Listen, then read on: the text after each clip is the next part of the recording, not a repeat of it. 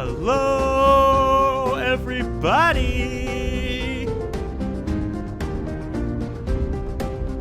Turn this up in my headphones, Charles.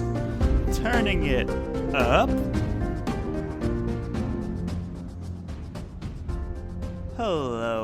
Hello, everybody, one and all. Welcome to yet another very exciting episode of the Friends Talking Fantasy Podcast. My name is Charles, and with me today, as always, is my lifelong friend and co-host, Dylan.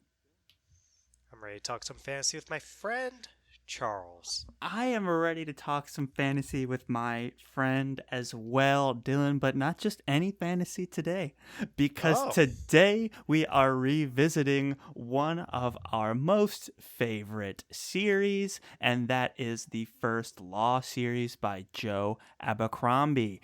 And today we are continuing another one of our favorite discussions about the First Law, and that is characters. Now, we've done a lot of character studies in the past. We've done Logan Nine Fingers. We've done Glokta. We've done Jazal. We've done Baez. We've done the Dog Man. And you have to ask yourself... I like to think we did him right. And I like to think we did him right as well. That is correct. And that just leaves really like Ferro and Wes, and we're doing Ferro today. Yep. That's pretty much what's happening. So we're pumped to get into this one and to do these First Law character profiles. This involves us talking about the entire First Law original trilogy. So that means The Blade itself, Before They're Hanged, and Last Argument of Kings. So we will not be talking about anything beyond that point in the First Law world. I know I've been asked those kind of things before about these. Mm-hmm. So if you have not yet read The Blade itself, Before They're Hanged, Last Argument of Kings, and you don't want to have those three books spoiled for you, then now's a good time to turn this down in your headphones, because we're going to have a no-holds-barred conversation about Ferro. And you know what we're here to do today, Charles? What are we here to do today?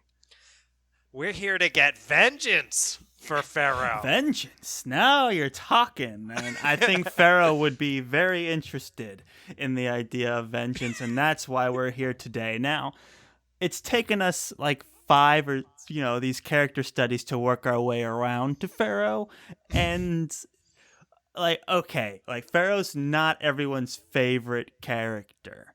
And that is fair. If she's not your favorite character, that's totally fine. But we wanted to make sure that we dedicated some time exclusively to Ferro. We can go through The Blade itself, Before They're Hanged, Last Argument of Kings, and let's pick out these moments in which Ferro's character is more than just this vengeful force. Like, what is going on with Ferro? And let's not do Ferro dirty either, Dylan. Ooh. We don't want to do Ferro dirty. And let's be genuine here, Charles. Yeah. It's not that Ferro is our favorite character either. Yeah. I mean, we think that all of the point of view characters in Joe Abercrombie's First Law Trilogy are extremely compelling, so it's like picking among favorite children here for us at the Friends Talking Fantasy podcast, but she's certainly not atop our First Law character rankings. No, but can I say this, Dylan? Can I say this? I enjoyed Ferro as a character. I appreciated her more the second read through than I did the first. My opinion of her has improved. Yes, and mine improves pretty much every read through that I've had when it comes to Ferro. And there's certain characters that kind of flatline for me at a certain point. I think that I don't necessarily keep, I've read it, I think it's 4 times now. Mm-hmm. So at a certain point, like West, love him as a character. We'll get into him next, it seems like. But I don't know if this last read through, I was like, I gained a whole new appreciation for West. I don't think so. Who knows what I said on our episodes? Maybe I said something like that. But we came to some revelations about West already, we did. Did it enhance our appreciation? A little. Yours definitely, I felt. But anyway, I like West. We don't want to do Ferro. Yes, we don't want to do Ferro dirty. No. We want to say things like what I'm about to say, which is I'd say that Ferro is the character for whom I have had the most increase of appreciation from my first read until my most recent read of the First Law Trilogy. She had a lot to go because when I first read the First Law Trilogy, I did kind of think of Ferro as this like one note, okay, we get you want vengeance, whatever. And I was like, get me back in Logan Ninefinger's head so I can hear him talk about how we need to be realistic about these things. Right. But that being said, I think when you are stepping back and seeing more of what Joe Abercrombie is building with Ferro as a character, when you get these chances to reread, at least if you have a similar experience to mine, you'll appreciate her a lot more than you did the first time around. And that was my experience. Other people might just hate her all the way through, but I think she deserves some vengeance against all of these like really harsh criticisms, including my own the first time I read the series. Right. So I think that's what we're here to do with Ferro, is walk through her journey throughout the First Law Trilogy and try to take a look at her in her full holistic perspective and see if there's a lot more underlying her than just that one note of vengeance, and if we can find some things I think we've already found them, if we can convey some things that we really like about her as a character. That's well said, Dylan. I agree completely. Pharaoh's thirst for vengeance is definitely like she's maxed out her personality on that. It's cranked to 11, this idea of I just want to get revenge and I'm always, on to the next fight, these kind of things. And I had the same experience as you. First time around, I'm like, I get it. You want vengeance. But I think the second read through helped me read past that. And we're going to try and highlight some of those moments today. And let's start with the blade itself. We meet Ferro burying her friends out in the desert. And she meets Yulwei, one of the other magi after Baez. And Yulwei offers to help Ferro evade soldiers in exchange for a future favor. And we know how this goes. Yulwei is able to blanket them in invisibility, or he's being able to use magic to where they can avoid soldiers and walk through battlefields and fight eaters and things of this nature. Yeah. And I think Ferro comes into this book way later than probably every other point of view character, right? That's fair to say? Who else the Dog Man comes in earlier too, I think. I could be wrong about that. But at least Ferro, who's way less likable on the surface than the Dog. I mean, the Dog Man all around is more likable than Ferro as if you were to meet these two people, you would probably get along a lot better with the Dog Man. I would agree with that. Yes. So I think even if the Dog Man, I think the blade itself, the Dog Man does not get a ton of time either, but he's right away a guy that you start to like. And Ferro's really rough around the edges, so when she doesn't get a lot of time and she only appears later in this story and kind of out of nowhere and in a different place and all this kind of stuff, it's kind of like you're already in this place where you're predisposed to not being a huge fan of her, I think, or at least I was. And I think this is kind of where the narrative of Ferro started to get away, is just that she comes in later. But she's already doing she's got some noble intentions, I think. Where she's burying her comrades when a realistic person, I'll say, would might probably not waste time doing that. Might not waste time. Be like, this is the desert. Every second is precious. I don't have a lot of water. I gotta keep moving. And she does have practical moments with water in these scenes and how she manages it and everything like that. But she takes the time to bury her comrades because that's just what you do, even though she didn't know them that well. They were all just escaped prisoners. They were only a band for a short while. She does pay some sort of respect. She does have that kind of honor. And that's an interesting moment that gets a bit clouded in her interactions with, Yulwei and the Eaters, where she's got it all cranked to 11. But for someone as tough on the exterior as Ferro, she does have a lot of these moments where she does want to do the right thing and what she thinks is right, often at the sacrifice of her own what am I trying to say, self-advancement or like self-preservation, Right. or whatever the logical economical benefit to her would be. She's willing to sacrifice some of that to like bury her comrades. That's a great comparison that you make to her and Logan, I Mm-hmm. think, when you contrast really her way of dealing with these things, which is pretty principled rather than realistic in this sense, Mm-hmm. where she knows the pragmatic thing to do here would just be to leave them. She didn't even really care for them that much Yeah, she doesn't even personally. like them, though. She didn't know Yeah, them really, and she didn't care yes, to know them. exactly. And she's still trying to do the right thing from an ideological perspective rather than from a just realistic perspective. And in a lot of ways, it makes me think now that she's almost flipping what Logan is doing at a lot of points on its head, where Logan's so personable and likable on the outside, and when Mm. you're in his head, you also hear all these ways he's trying to justify how he's working so hard to be a good person, even though he's making a bad decision in this moment. And Pharaoh's like the opposite. She is, in this moment anyway, a doing a good thing principally by burying these people because that's what she thinks that they like people have that kind of dignity or deserve that kind of dignity, but all the while she's telling herself and telling us as readers that she's such a like bad person and she doesn't care about them and she hates everyone and she just wants vengeance on the Gurkish and all this kind of stuff, and we can almost I think I did on my first read through, fail to see through all of that external oh, stuff and even the narrative that she's telling herself about how she only cares about vengeance. It's hard to see through that to this more vulnerable inside where Mm. she's actually caring about these people around her. Well, yeah, it's No, yeah, and Logan's another one that's hard to see for past the exterior and the narrative that he's telling himself, but in the opposite way.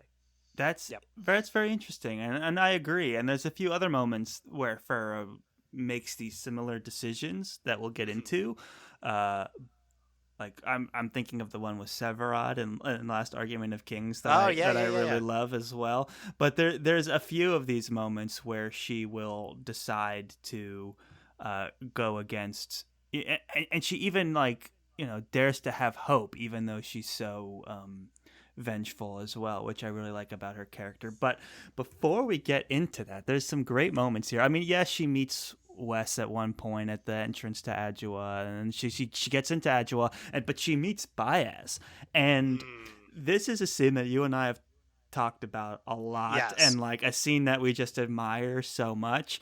And one of the reasons that I really like, one of my favorite things about Pharaoh is that she can see through the BS, and Yes. she's not afraid to act on it immediately. So right away, she can tell that Baez is trying to manipulate her to do something, and then he like embarrasses her by tricking her into admitting she's colorblind by playing a trick on her, by holding the two colored balls, and it's like, oh, which one's Right. blue? And oh, neither one is blue. I just proved you're colorblind. And so she's getting frustrated. Like she knows he's up to something, and she didn't like the way she was being treated, so she just hits Baez, the first of the Magi, right in the nose. And we don't understand and breaks his nose, and we don't understand just who she hit at this moment. And that's what makes it like going back and looking at the scene being like, oh snap, like at this point Baez hasn't really shown any kind of violence, so she was really playing with fire here. Right, and it's such a great moment, Charles. I'm so happy you're bringing us toward this in the conversation. So there's two big pieces to this. One is this right away, Ferro sees through Baez as the Oh least yeah. trustworthy person of the mix. We get these scenes, we get these a lot in Ferro's perspective, where she's just looking around and kind of like nailing every person in a pretty cynical way. But like when I say nailing, I mean like she has their number. She knows what She sees through everybody. like. Yeah, she sees through it. And I think it's kind of like Glocta and Ferro are the two characters that seem to have the best read on the other characters in the novel. Mm-hmm. With Glocta, it's very reasoned out, it's very logical, it's very cognitive, while with Ferro, it's very emotional and intuitive. But they both get to the place where they actually both have a very good read on people, and both of them know not to trust Baez, but they come from different places to it. So I'd say Ferro, I grabbed here when she's looking around at the people when she's meeting Baez right before she hits him, and she's thinking about everyone, Logan, blah blah blah, but then she goes, that just left the old man. She didn't trust a one of these pinks, but she trusted this bald one least of all. Many deep lines on his face, round his eyes, round his nose, cruel lines, hard, heavy bones in his cheeks. Big, thick hands, white hairs on the backs of them. If she had to kill these three for all the danger that the big one seemed to offer, and the big one's Logan here, she decided she would kill this bald one first. He had the look of a slaver in his eye, staring at her up and down all over, a cold look, judging what she might be worth. Bastard. That is exactly who Baez is. Yes, exactly. She saw right through him right away. Right. And we just don't know the kind of book that we're reading at this point when we get this, right? We don't know the true extent of Baez's contempt for humanity. Like, we don't know how right she is. We haven't even seen Baez turn one of Goyle's practicals into a bloody mist yet. So this is really the first, like, chance we get to consider Baez as potentially being a harmful character. I mean, he does lose his temper at times, but this is like a big clue. Like, Ferro's literally saying this dude looks like a slaver, you know? But because it's coming from Ferro, and I don't know, I always thought like her name is so close to feral and like a wild animal, you know, and she's just portrayed that way a lot, especially in the beginning. It's like, oh, she's got crazy hair and she's wearing like raggedy clothes and she's very resourceful with like weapons and tools, and she's always talking about like looking around the room, who's she gonna kill first, like how's she gonna get out, like, oh, I hate all these people.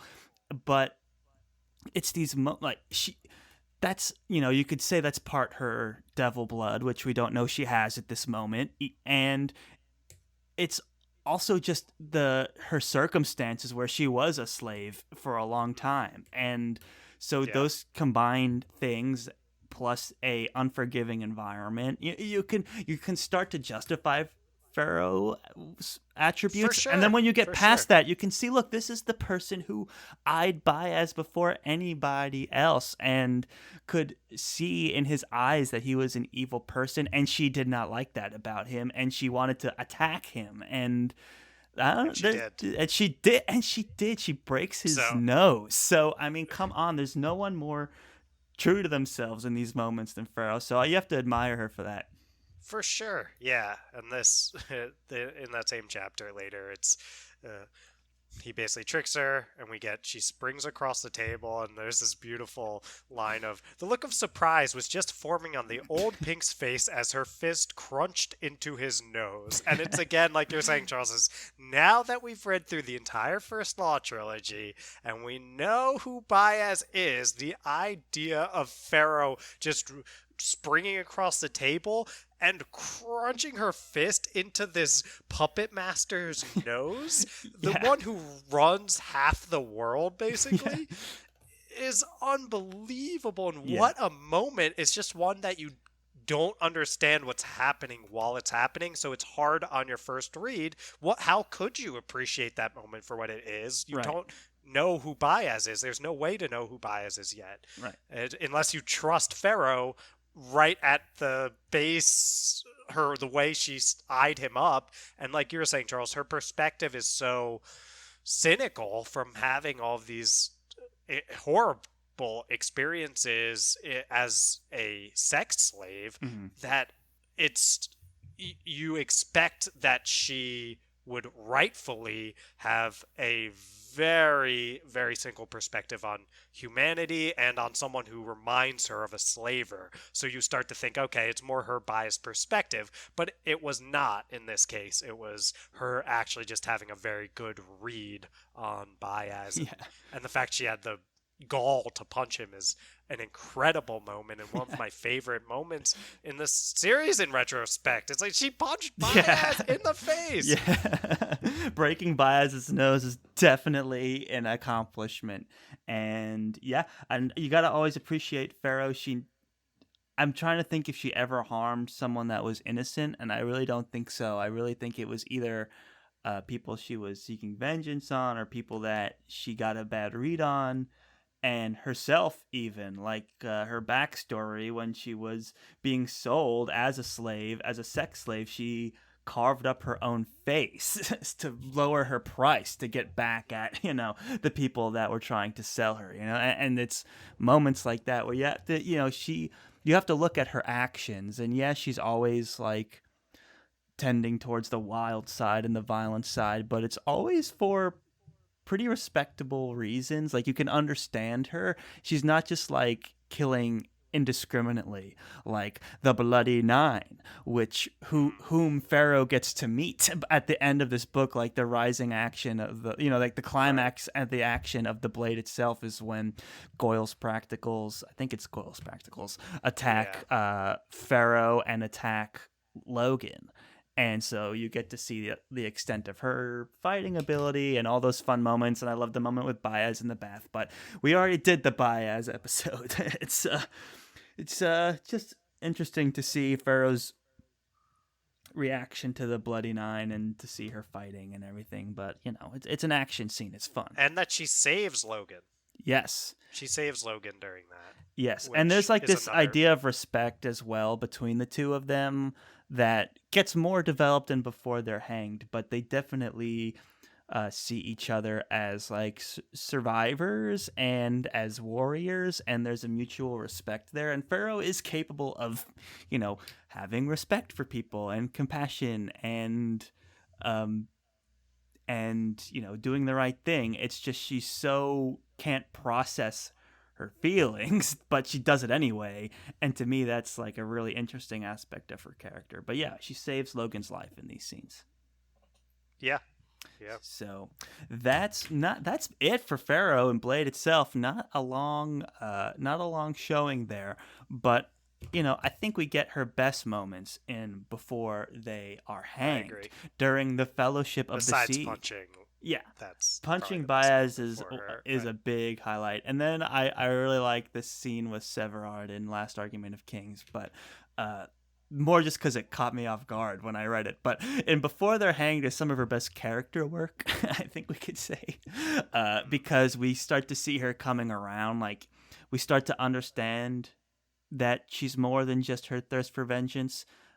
Which is how Baez convinced her to come on this journey in the first place, which is always, we had talked about this before. It's like, Gandalf would be like, let's go on an adventure to save the good of humanity. And then Baez is like, you want to... would not join that one. Yeah, and Baez is like, hey, you want to like kill your enemies, right? Like, you want vengeance, don't you? It's like, okay, this is a different kind of book. So, and Ferro's willing to see that, yes, okay, I do want vengeance, and there is something to your capabilities. You did just turn that guy into a bloody mist. You might be onto something. I'll come along, which is interesting. Totally agree. And I think that some of the best moments for Ferro in Before They're Hanged, again, come from her ability to intuit this great read on the characters around her. Mm-hmm. And I think if you just trust the way Ferro views a lot of these characters, because she is so cynical, and and we're in a Joe Abercrombie novel here, everyone. Right. So he I think he portrays his characters in such a, for lack of a better word, grimdark way, in which they have such awful part to them, even if they do have a lot of them capability for good, that Pharaoh's, it's kind of that Glocta thing again, right? We talked about how Glocta seems most aware that he's in a grimdark novel, so he has this very pessimistic view of humanity and of just the world around him and all this kind of stuff, and that actually serves him really well in a Joe Abercrombie book. Ferro kind of has that too, and she has these great reads on people, and there's a chapter in Before They're Hanged early on where they're just kind of doing Fellowship of the Seed stuff, and we get this about Giselle, which I think you'll enjoy hearing again, Charles. I bet I will. Damn Union boy with his stiff back, sitting in his saddle like a king sits on his throne. As though being born with a good-shaped face was an achievement to be endlessly proud of. He was pretty and neat and dainty as a princess. Ferro smiled grimly to herself. The princess of the Union, that's what he was. She hated fine-looking people even more than ugly ones. Beauty was never to be trusted. And so she does this. She, first of all, kind of gets this moment where she thinks of him as a king, which is great foreshadowing from the deft hand of Joe Abercrombie. But this line of, as though being born with a good-shaped face was an achievement to be endlessly proud of, is so where Giselle's at the start of Before They're Hanged. Yes, that is a great way to summarize Giselle for sure, because he doesn't see the difference between like privileged and like earned respect. You know, he's like, to him it's all like, oh, people should like me because I was born into a noble family, like that, and I'm good looking. Like, yeah, like what more do you want from me? So Ferro, who's had to fight for everything, just sees right through that immediately and detests it. And I love that her instinct pretty early on in this fellowship is to just bail. Because Baez is starting to like downplay her questions, and she's starting to realize that these people are kind of foolish and aimless. And so she's like, peace out. I don't need this in my life, which I appreciate. I feel like there's so many moments in fantasy quests where bailing just seems like the best option, and Ferro is brave enough to actually choose that decision to bail. But it's only Logan's philosophies and gentle nature that in these moments that makes her decide to stay, and it's just a fun moment. I agree. This is one of my standout moments for me in the series, just this interaction between Logan and Ferro, where he does this whole, oh, I'll do you a deal, you watch my back, I'll watch yours, I'll stick, you'll stick, what do you say?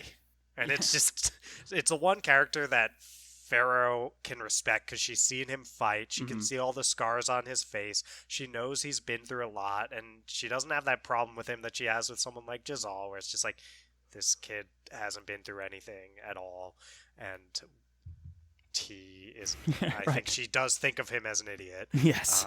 I think, as we said in our Giselle episode, we think there's more than meets the eye with Giselle, but I understand why Ferro sees him that way at this point. And yeah, Logan and her just kind of get each other in this place of they're both accept that, hey, like we've got no one else here, and we're it's the a two tough that world can fight. out there. Yeah. So I mean, we've already gone through far enough here, and guess we're gonna just have to trust each other, because what's the alternative? Right. And I don't know. They're both realistic about those things there. Yeah, and I really it brings to mind like what is like Ferro's motivations even at this point, because she's already bailed on this idea of the quest.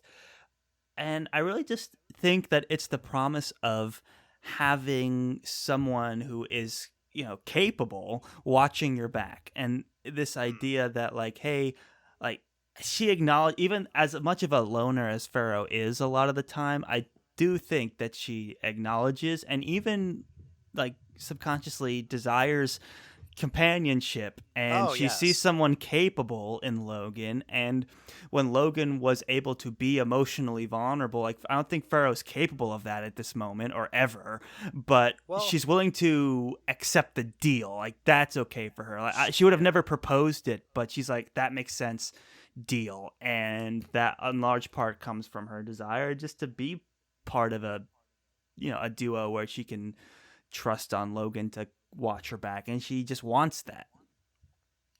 Yeah, I agree with you there. I do think she shows some moments of vulnerability, and we'll get into Mm. those when her, it's Pharaoh's version of Yes. vulnerability, so it's only so much. But she does show some when her and Logan get intimate later in before they are hanged. So we'll get there, though. I'll let you. Right, right. But your general sentiment, I totally agree with. Yeah, and there are these at the end of this book we get some test of her vulnerability, and it's always kind of endearing when she does become vulnerable, because you know how difficult it is for her to show even the smallest crack in that vengeful exterior. So these moments where she is like, okay, deal, like just by accepting the deal she's admitting some vulnerability, and it's like, oh, it's kind of actually eye-opening for us Well, about Ferro as an individual. So I agree, Charles, and you have me thinking again in a way in which she contrasts with Logan in the sense of the service that their backstory does or doesn't do for them. mhm. And in Logan's case, we dismiss his atrocities that he has committed in his backstory with this kind of hand wave of like, well, that's in the past. He's trying to be a better person. Forget about backstory when it comes to him. And we do, of course, see him revert to a lot of those behaviors by Oh the yeah. end. But with Ferro, I think this isn't like something wrong with readers for doing that. I definitely do that too. We take the story we're given much more seriously than what we're told happened before we started reading this. Right. And I think that Pharaoh's backstory is one that when you stop and think about the idea of her having been a sex slave and dealing with all of that stuff, it makes a lot of sense that after a horrible, horrible life in which every time she's shown any vulnerability, it's been abused by those who have power over her, that she would struggle with these kind of things Oh yeah. and would not want to let anyone in. But in the same way, we almost as readers have a tendency, I think, or I'll say I did on my first read, I had a tendency to, even though I conceptually understood, oh yeah, she was a sex slave and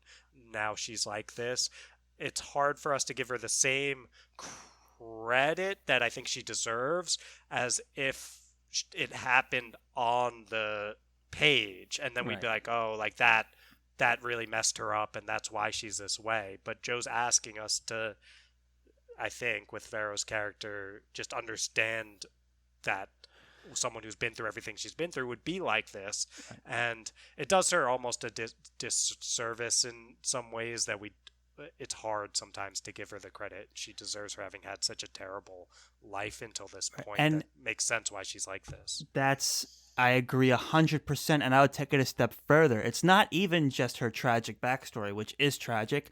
It is her nature, because in these moments, it is revealed to us that Pharaoh is devil-blooded, which means she is a descendant of a demon. And yes, it's a small part, because we're so removed from the age of magic or whatever that Pharaoh has an unusually high amount of devil blood, and it's an incredibly rare thing. And because you have the blood of a demon, you're going to be just a little more agitated in general, I believe, is what what you're led to believe. Maybe. I mean, it's a tiny fraction, like you mentioned, Charles, of her blood. And I guess I'm just skeptical about how much. I just don't think we know. It's open to interpretation in I mean, Joe's yeah, she's world the only one. Yeah, how much that actually affects people that they have that I'm much willing to bet blood in it them. plays a part, or at least it's a It's convincing possible. narrative that it plays a part, right? I mean, to say that someone has devil blood, and then to find out that they're, acting like they are prone to like aggression and all these other things. It's like, okay, you can buy into that. She doesn't feel pain, so she's more willing to take certain risks or do certain actions. She can see further, hear better, all these other things. So, and those get put to the test as they go on the Fellowship of the Sea. They're fighting all these bandits. They're what I like about Ferro and Logan in these scenes is that they also kind of like help Jazal have breakthrough moments while they're on the Fellowship of the Seed, because Jazal in his mind sees them and they're like, oh, they're basically like barbaric animals. Just as Ferro's looking at him and being like, oh, the princess of the Union, he's looking at them like, oh, they stink and they're acting like animals, so I don't want to be anything like them. And then they come to some mutual understanding and even earn a little respect from each other at certain moments. I don't know if it gets that far between Jazal and Ferro, but there are moments, and Ferro actually, when Jazal gets wounded, is actually the one that like stitches him up and that's true. Does have a little more respect for him in those moments, and they actually all fight together, and she's kind of like, yeah, she's putting him down, but she's also tolerating him. And even the idea of tolerating him is almost kind of like an endorsement to me. Like, it's almost like a sign of like of like some sort of affinity, where it's like, okay, that's the best you're going to get coming from where you were to where you are now. The fact that she's like letting you travel behind her is already like a breakthrough, so it's kind of fun to watch those moments develop in this fellowship. And this is like the most wholesome the series ever gets, is where they all kind of start to like each other and they all get improved and like, yeah, you know what, war's horrible, we shouldn't be fighting, we should just appreciate each other, and we've had so much fun, we're sharing stories, we're learning about each other. And then the minute they stop traveling, it all reverts. But in these moments, it's as wholesome as it gets. And to have someone like Ferro in the mix, like stitching up Jazal, it speaks a lot. It does. I think that's fair. It's funny to hear the word wholesome applied to Joe Abercrombie's work, but I think it's fair when you make it relative like that to say it's as wholesome as it gets. Yes. Which is not that wholesome in Joe Abercrombie in the larger like she picture. Still thinks Jazal's an idiot and is stupid and incapable, like wants them up from a baby, but she's at least putting up with him and considers him part of the team. Sure, as wholesome as Joe Abercrombie gets, but you do have to be realistic about these things. Yes. It's still not going to be that wholesome. So, yeah, but I do think we get these moments of vulnerability from the whole crew pretty much, except maybe Baez. I don't think Baez is. He tells his story. He opens up. But he lies. Yeah, it's totally. It was all a way to make a narrative of him as this more sympathetic, because it's a lie about how he actually loved Ptolemy. Oh yeah, it's totally sociopathic. But in the moment, we don't know Baez's true nature. It feels vulnerable. He is telling them the story, but it's all part of this narrative that is a complete lie because he is an insane person. Yeah, there's Baez. If he ever had a vulnerable bone in his body, or died well before that. I think he's a petty, insecure person underneath it all, but I don't think he's in touch with that side of himself. He's just he's like very narcissistic. Right. Anyway, let's not. We've talked about Baez quite a bit in that Making a Magi episode. So that was the first one we ever did, I do believe, of the character studies. No, I think it was second after being realistic about Logan Nine Was Fingers, if I'm remembering correctly.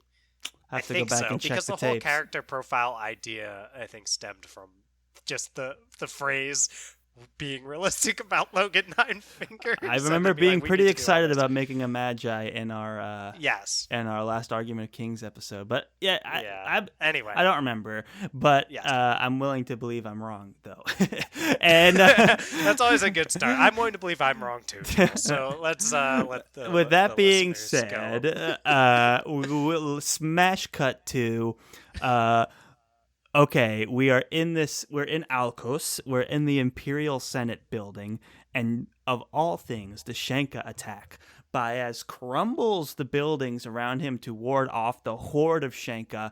And when he does that, Ferro and Logan get separated and fall down like a chasm in all of the commotion.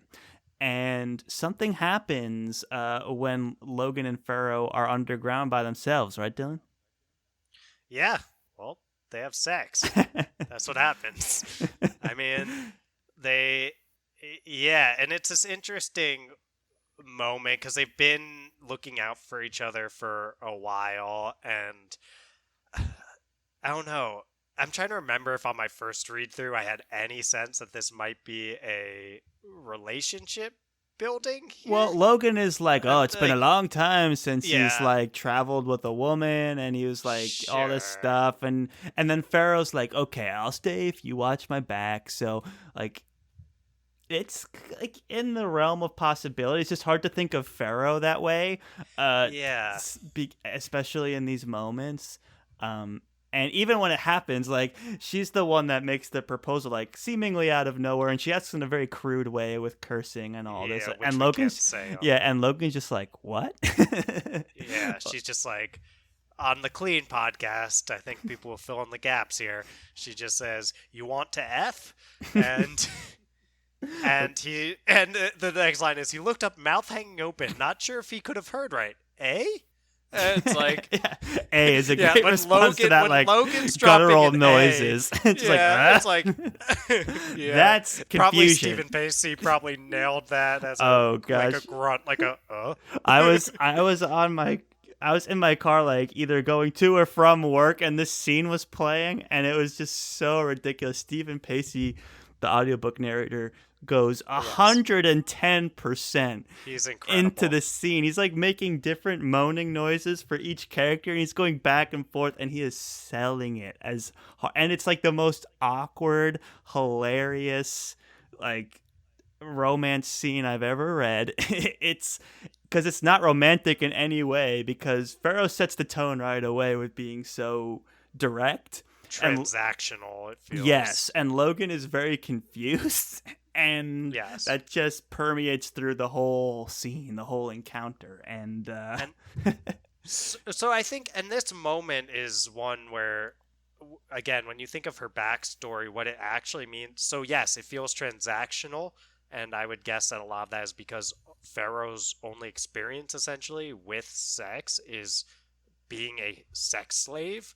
And or maybe she's actually, that's probably not true. She's probably had other times like what she's having with Logan right now. I think those are alluded to, but for the most part, her experiences were, I mean, transactional probably isn't even accurate, because she was just, I just think she doesn't want to get into the feelings of it. It's like she doesn't want to start getting emotional and things like that. Well, she's afraid of it. She's afraid of vulnerability, because she's afraid of, like, letting someone in and giving them the chance to hurt her. But and she does like Logan, with this so really rough it comes off exterior.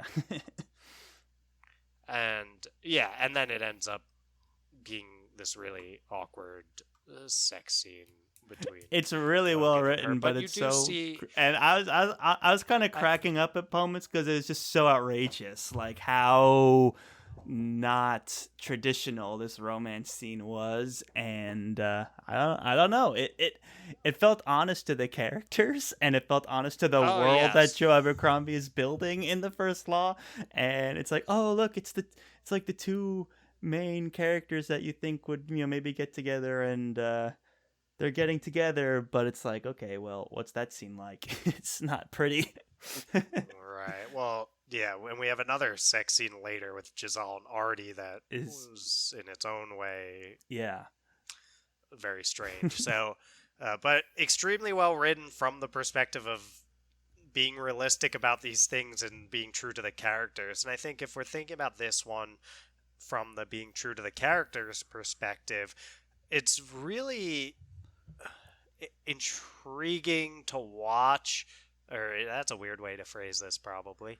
It's, I don't know, it feels very genuine to the characters that both of them are while they're these incredible, ferocious warriors when it's life and death, when you put them together by themselves, having to be romantic and sexual with each other, it is so, they seem so scared. Yeah, and they're fumbling around. And they're fumbling, yeah. That's so well and said.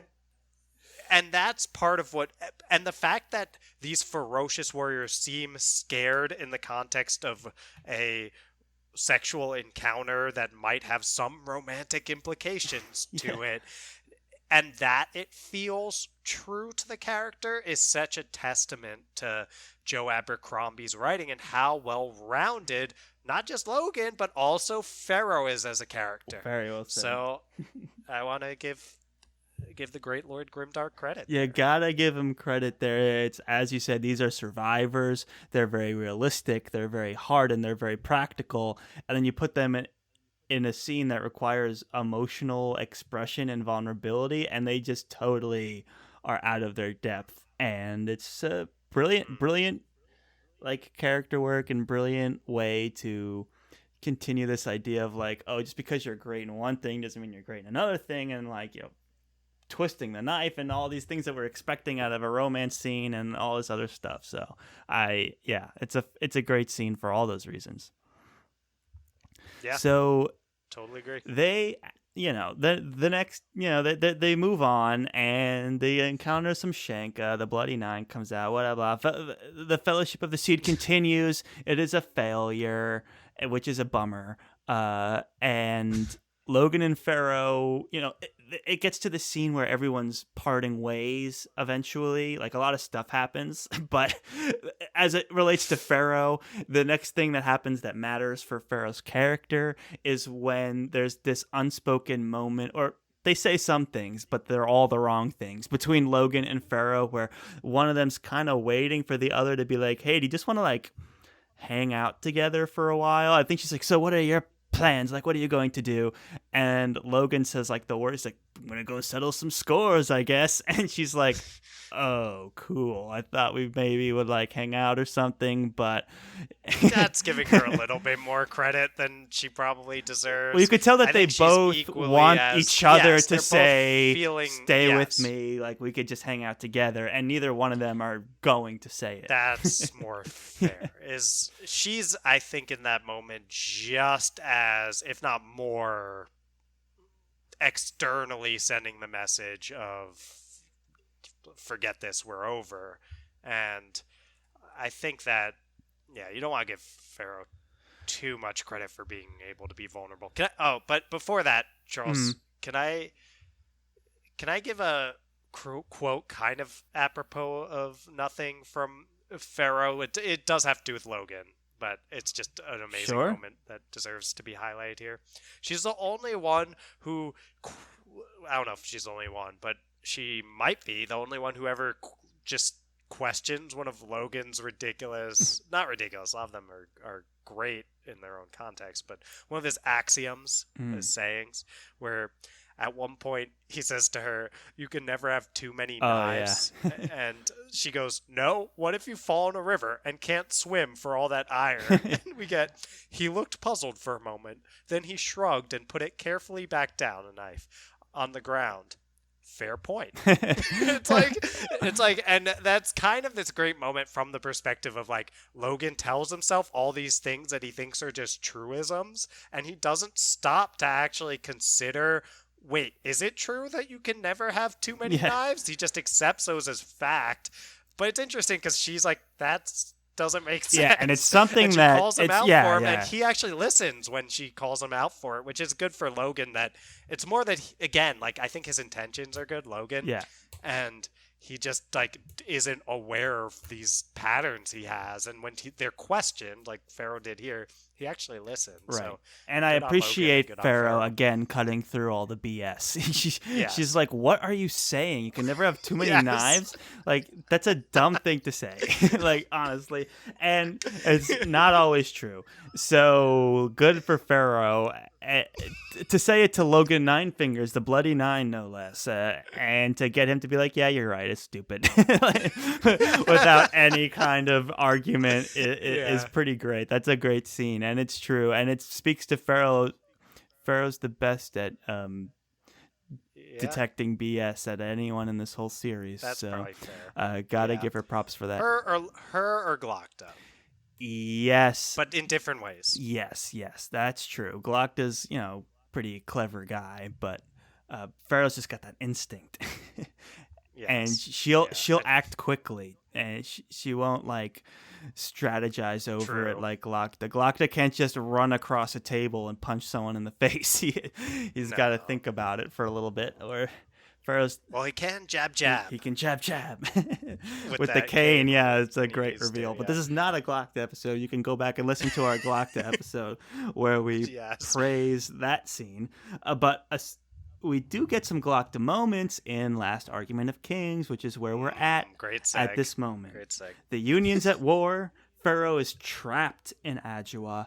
Jezal's crowned king. Ferro bursts into laughter. She's kind of she's seeing through all the BS of the Union, right? Which Abercrombie's been dumping on the Union this whole time. They're supposed to be like this stagnant, like out of touch, bureaucratic, over bloated society, and Ferro's like the exact opposite of that. So she's trapped in the city. No one can come or go because of the war, and she's just waiting for the return of Yolway to spirit her away from it. But until then, she's looking around like this is all dumb, and to the point where all she does is just watch the ships waiting for Yolway.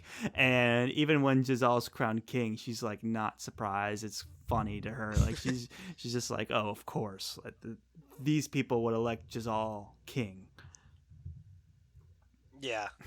I agree. That's pretty much what's going on with Ferro for the early parts of Last Argument. I think there are some of these moments, like the one you mentioned with Severard, and then a moment later with Glockta, I think because really at this point she just needs to get a ton of time to shine. Yeah, you can tell it's like, okay, well, she needs to be at the end with she needs to find the seed, but we have this whole book. So it's like, what do I do? Like, she's here already, and she has to be here at the end. So we get a few moments. Like, I do like the moment where, Glockta's like, trail everybody that was associated with Baia, see what you can find out. And of course, Ferro immediately pulls a fast one on Severod's trailing Ferro. Ferro catches on and like turns it back on him. He's got him pinned down. It's like, why shouldn't I kill you right here? And of course, going back to, for all you audiobook listeners out there, to Stephen Pacey's 110% performance, he's doing Severod's like, I got my bets.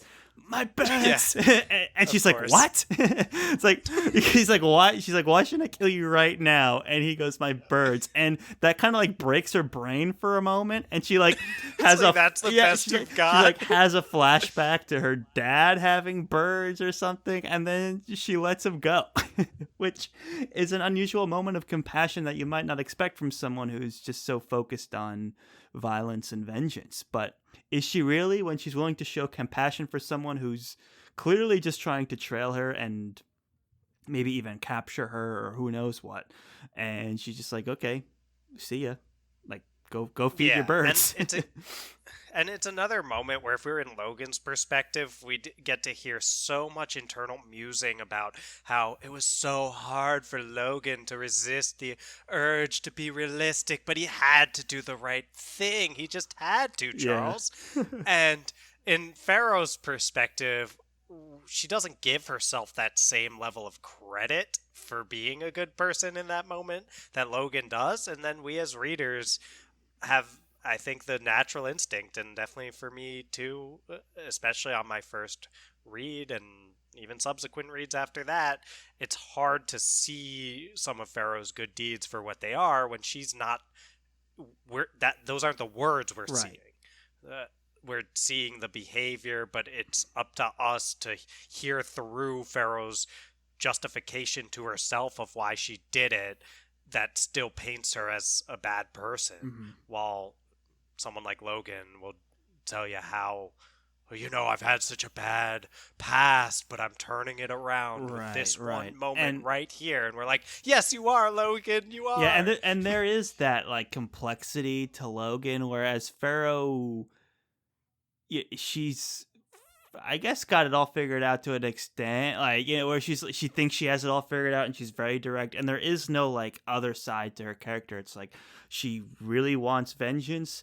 She has devil blood. Like there's nothing to balance her out, and she's trying to be a better person, Well, or she loses but agency. she, Like it's I don't know. I think though, Charles, I think she does have that side she to her, does, but and it's not like it's not as, it's more implicit and it's less explicit. That's just the way that the story's told, and she's trying to be a better person because she's taking action yeah, to because be a she's better actually person. like letting people go, Yeah, and she thinks like, oh, the fact that there'd be no one to feed his birds is a good enough reason for me. Like which seems kind of silly for Pharaoh that she would, someone as practical as Pharaoh, who, remember, she killed that horse at the beginning of the Fellowship of the oh Seed. yes. At least we That forget that, where it's just like, well, I guess we just let the horses go, and she's like, no, just slits the horse's throat for meat.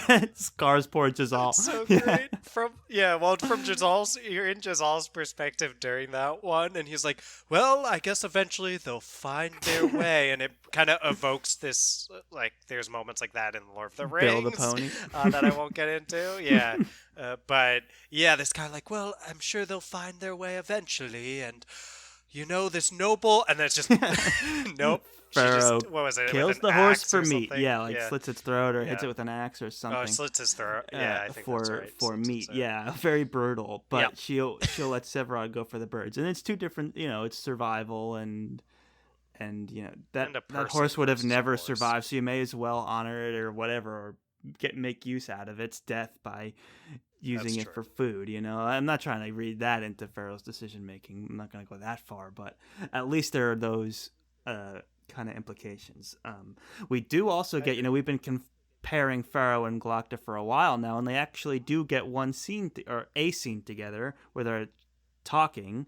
And Pharaoh finds out through Severod that Glocta's asking about her, so she goes right to Glocta. And is Glocta's like in the bath or something, or are they in a park? Yeah, I believe he's in the 'Cause bath. he's like And he's she like basically dunking has him in water.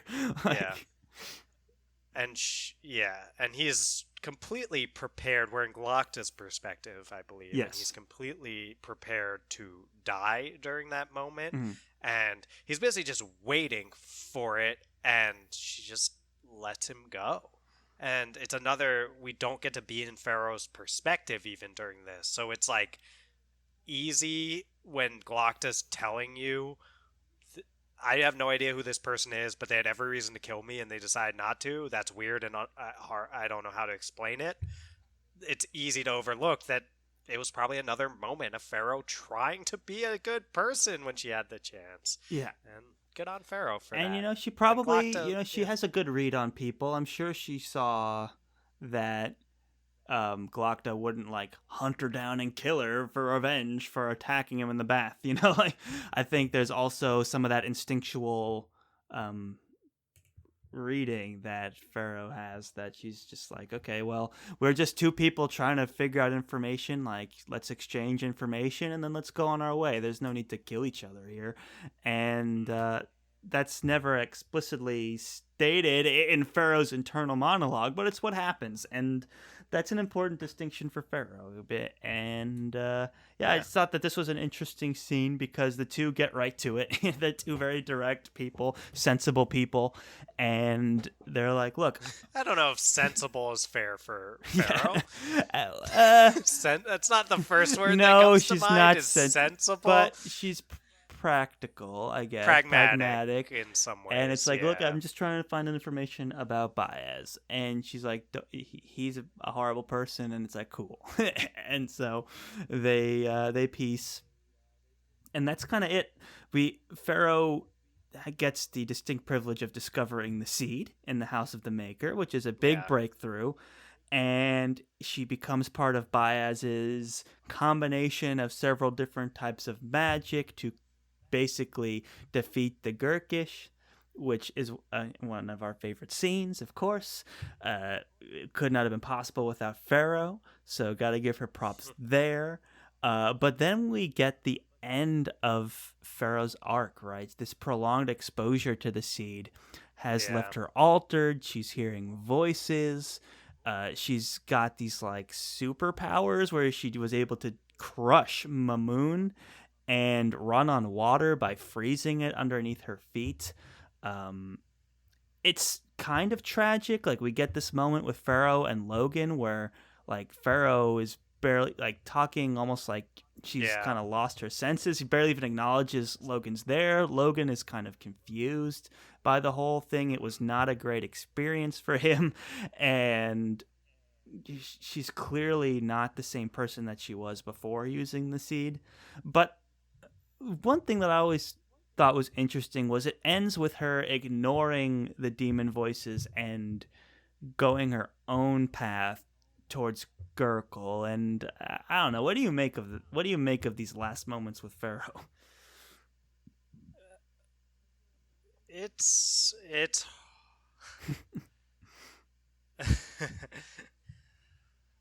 I'll say these last moments with Ferro, they speak to me as really tragic. Yes. And I'm sure I'm not alone. Yes, she ignores the voices, or at least thinks she does. And I don't know, for a character that clearly had a lot more under the surface going on for her than just wanting vengeance, the fact that she's in a place now where she has as good a chance as she's ever had to actually achieve vengeance is the fact that that's tragic, I guess, goes to show how there was more depth to Ferro and how we wanted more for her after all of this. Like, we wanted her to come to peace with some of these aspects of her past that were horrible and maybe have a relationship with someone who fits well for her. And I don't know, it's like when a character gets exactly what they've said they wanted the whole time and you feel sad about it, I don't know, it's tragic, and it's a very classic Joe Abercrombie in a lot of ways. But I don't know, I think this one, it's just always rung to me as sad. And she's got this sense of like, no one's my master now. But it's like, I don't know, like, you're clearly under the influence of some power. Yeah. And how much longer can you resist, even if you are resisting right now? And it's alienating you from everyone. Exactly. Yeah. Logan tried to have a heart-to-heart with her in that moment, and who knows what could have happened with her and with Logan if she was in a place to actually hear that, which she wasn't because of the voices. So yeah, that's another thing, because Logan was ready to express his feelings, and and it was just too late, and she wasn't even registering it. She was so focused on, she's like, do you hear that? There's something, and she's like looking around the room, and he's like, I'm trying to tell you that, I really enjoyed spending time with you. And she's like, shoo, you hear that? And it's like, it's such a shame that this moment, there couldn't be a connection in this moment. And like you said, Dylan, very, very well, very true, is that she got the power to achieve vengeance, but it's tragic. And I think she got what she wanted, Charles, but usually we don't root for characters to actually get what they want in the end. We root for them to get what they need in the end. And or I don't know, we root for them to get what they want. But for me personally, and I think for a lot of other readers, when a character doesn't get what they want and instead gets what they need, that is very satisfying. And I think of someone like Brandon Sanderson does that all the time. I won't say how to avoid spoilers, but there's a reason why Brandon Sanderson has a reputation for these endings where he pulls everything together, and it's satisfying to just about everyone who reads it. And you and I love Joe Abercrombie's ending. You were a little unsure about it during your first Mm-hmm. read, and I know a lot of other people are unsure about the ending of the First Law Trilogy, especially after their first read. And I think that these kind of moments speak to why that happens for a lot of people, where they they want characters to get what they need in the end, not what they want. And Ferro got what she wanted, and it's And sad to it's see almost how like it's the it ended, character. even though it's She like became the character we thought she was at the beginning of the book. That's right. Like at the mm, beginning of the book, we just thought she was this revenge crazy, like violent person, and we learned so much about her. Well, not so much, but we start to see more of what she's like beyond just this vengeful mission that she's on, and then it all gets taken away, and it's almost like, oh, we're all the way back to the beginning. She's got everything she wanted, and now she's become like the stereotype that we thought she was at the beginning. And I think that's another just layer of the tragedy. It's like, okay, well, she ended up being what we expected of her in the beginning. It's like, all this was what was all this for, which is a question I asked myself yeah. quite a bit in my first read through of the First Law Trilogy. But Right, but it does. I think, and part of why she's not. Well, I don't know. I guess when I think of someone like Gisale's storyline, which has, I think, the same message at the end I of it, think his is basically, more which is tragic. more. I don't know. Well, that's neither here nor there. Whether which one is more tragic, but I'll say that the way that arc comes to an end for Giselle is more satisfying to me than is the way that Ferro's arc comes to an end. And Joe Abercrombie, at least in a blog post that I vaguely remember reading years ago. So give me a little. I'm sorry if I misrepresent any of this. Uh, I remember him having some regrets about how he wrote Ferro as a character, especially how he wrote Ferro as a character as the only female point of view character in this series. And he's, we're reading Best Served Cold now, Charles. And speaking of well written It will female be point of view interesting to characters, compare where Mons Moncarlo to Manza, Manza to Pharaoh. yeah, There's there's a conversation to be had there, there's a conversation, but we won't get into that today. we won't have we it won't have because it. we will not spoil anything But you beyond are right. the First Law Trilogy. It's just not as strong as some other arcs in the end, and that's part of why I think Ferro needs vengeance. That we need to. Well, I don't know if she needs it, but we wanted to. You and I sought to provide vengeance for her as a character, because this ending for me wasn't what I was hoping for Ferro as a character, but she does have all of these fantastic moments throughout the series that we just discussed. She drew blood on Baez. Come on.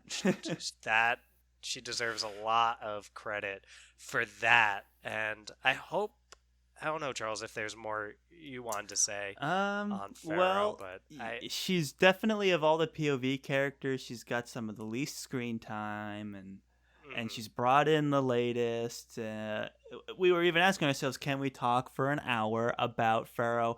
And we did. The answer is yes, we can. And I knew we were going to do it because, I don't know, this is one of those characters that really benefited for me for the second read. We talked about it at the top of the episode. And this idea of the fact that she is up to 11 on all these vengeful things, like what happens when she's not pursuing vengeance, and it's interesting what happens when she's not, and she's doing things like freeing Severard and punching Baez in the face and like trying to make a connection with Logan and tolerating Giselle. So like all of these things. Tolerating Giselle takes a lot of active effort. Yeah, so she's not my favorite character, but she's the most improved for sure. Most improved on the second read. Yeah. She's the most improved, as I mentioned at the top of the show, for me too, throughout the readings. And she had a while to go because the first read doesn't really do her justice, I Right. find. Maybe I'll go so far as to say it doesn't do her vengeance. Did Maybe, I do it? maybe. Is that the Does no? that make sense? I try to. Does it make sense? Don't overthink it. I, Just get the sweet, sweet outro music. All right. Well, I think I wasn't as strong as my.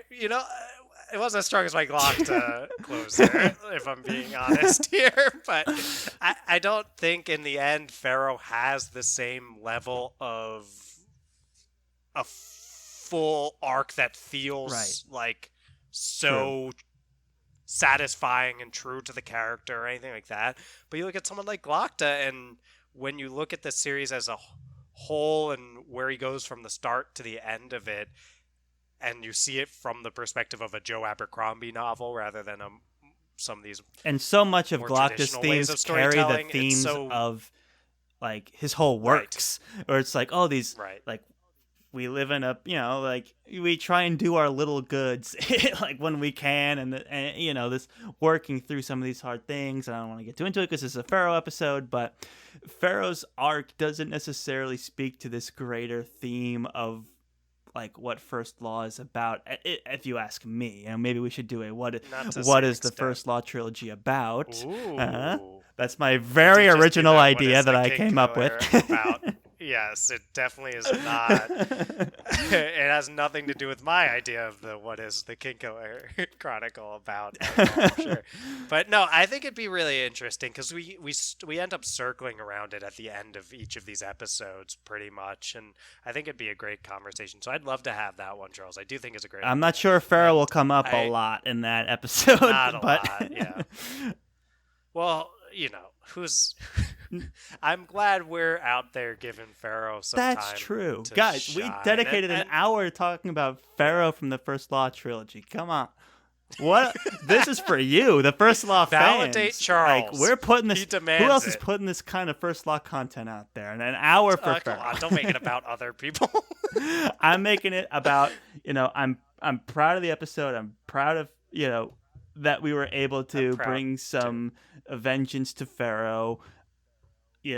She's not necessarily our most beloved character, but she's not one that should be forgotten or talked about in a totally poor light. Yeah. No, I think she's a very strong character all in all, but when you compare her to, we're talking about people like Glocta and Logan, and it's really hard to it's really hard to want to be in Ferro's perspective on that first read when she definitely has less layers than characters like that, like Logan and Glocta, where we have to be realistic about these things, Charles. Mm-hmm.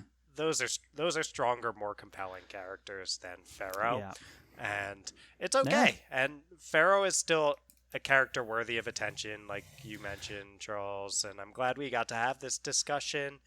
I think the arc goes out with a bit of a whimper, which is why the episodes started to feel like it went out with a bit of a whimper here, because it doesn't all come together. Right. There's no moment like that, and that's just, we'll have to deal with that, you and I, and put this out there and hope people appreciate our effort to get some vengeance for That's well said, sir. That just leaves us to talk about Wes at some point, and then we will have done every POV character and more. Right. And that leaves us with the sweet, sweet outro music. Some people have also asked for us doing almost multiple side characters. In an episode, which I think is at least worth us talking, because you do Casca and Black Dow, and who else comes to Artie? Yeah, Artie. I would love to do Artie. These aren't side characters. They're not POV characters. They're not POVs. Yeah, just like a non-POV rapid fire. If we just did those 3 in an episode, 20 minutes on each, honestly, we could easily talk for 20 minutes on each of those. Probably more. Yeah, Artie, like, come on. Artie's a presence throughout the whole trilogy. Yeah. She's like in more scenes than Ferro is. Like, Dao is in a lot too, and Dao is a really interesting complex character. Black Casca Dao has is very scenes, complex. but he steals. Black Dao is very complex, and I that is an interesting conversation. Right. Casca less scenes, but steals the spotlight every time he's on the page. Yeah. I mean, we may as well just do them all individually, and like if it's a 30-minute episode, just put it out there. We could do that. Yeah. Guys, come on. We do 3 episodes a week here. I'm not going to start grouping characters together. I'm sure, given how we love the First Law fan base has been so great to us. By the way, let me just say thank you to all of you First Law fans out there, especially the ones still listening like an hour and 15 minutes into our Vengeance for Ferro episode. You all are the best. We love the feedback we've been getting about these character profiles. It's truly an amazing honor. I guess I feel like I think that's true. Like, it's an honor for you and I, Charles, to have the opportunity to just talk about First Law characters and have all these people who enjoy listening. To them. I mean, I love talking about. This is what we were doing before we ever were friends talking fantasy. 100%. And we talk about King Killer, Wheel of Time, Mistborn. We love all of those, but I really we've said this before. Abercrombie speaks to us more directly than a lot of other authors do, and I'm so glad that this just happened to be a series that people are happy to indulge us in releasing tons of content about, because we have so much to say about it, and we're just thankful that there is a group of you out there along for the ride. So thank you for letting us record an episode to talk about nothing but Ferro. It was fun. It was fun. And I'm looking forward to all the other characters in First Law that we haven't talked about yet. I'm talking Wes. I'm talking Black Down. I'm talking Artie. I'm talking Casca. We can do these for each of the point of views for all the standalones. Yeah, we're about to. If people are interested in that. Coming up quick for us. And we're reading it now. We're reading it now. And then when we finish this, every book will be new to me for the first time after this. Yeah, so I know. That part is so interesting. It's going to be huge. So I'm excited to catch up. So, but in order to do that, we got to go and read it. So I think there's nothing left to do here with good old Ferro, but to play that sweet outro music. Let's get the sweet outro music bumping, Charles. Thank you, everyone, for listening to yet another very exciting episode of the Friends Talking Fantasy Podcast. This has been your co-hosts, Charles and Dylan. If you like what you heard today, give us a follow on Twitter over at the FTF Podcast with a number 1 on the end. We'd love to hear your thoughts, interact with you there. It's a place we love to chat. We're also on Instagram at the FTF Podcast. And Dylan, if we have a listener who's listening and they're really enjoying the show and they want to support the show even more and they just so happen to be listening on Apple Podcasts, what can they do? Toss 5 stars to our podcast. Just find that Friends Talking Fantasy page on the Apple Podcast app. Scroll down past any episodes you're seeing until you start seeing stars. Once you're seeing stars, the optimal number of those to click to support the show would be 5 of them. If you have a little bit of extra time and you want to go that next step of supporting the show, then writing a review is extremely helpful for a podcast like ours and helping people find the show and all that kind of stuff. But just listening is more than enough. Letting us ramble on about Ferro for an hour and 50 we cannot hit plus, the hour 20-minute mark. Thank you all so much for listening. We can't hit the hour and 20-minute mark on a Ferro episode, so we gotta end it right now. Thank you so much for listening, guys, and as always, go forth and conquer, friends.